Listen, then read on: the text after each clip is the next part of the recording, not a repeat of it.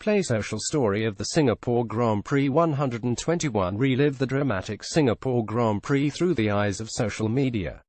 121 Marina Singapore. Kimi Raikkonen was reluctant to apportion blame for the first corner accident that took him out of the Singapore Grand Prix, saying he did all he could to avoid a collision. After making a good start from fourth on the grid, Raikkonen pulled alongside Max Verstappen and teammate Sebastian Vettel on the run down to turn 1. Vettel, unaware of Raikkonen on the inside, squeezed Verstappen into his teammate, creating a three-way collision ahead of the first corner. Mark Thompson Getty Images. He got hit, Raikkonen said when asked to explain what happened. I made a good start and I got hit, and obviously there was nothing I could do after that. That was the end of the race, so now we see what happens.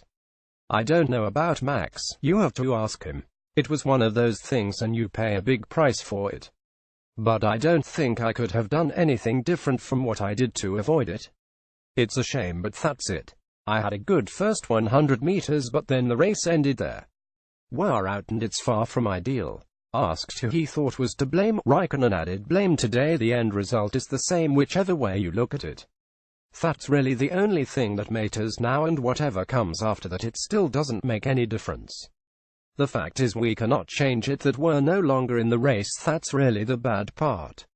The painful part for us is that both our cars were out of the race after the first few hundred meters. It's far from what we would have hoped for.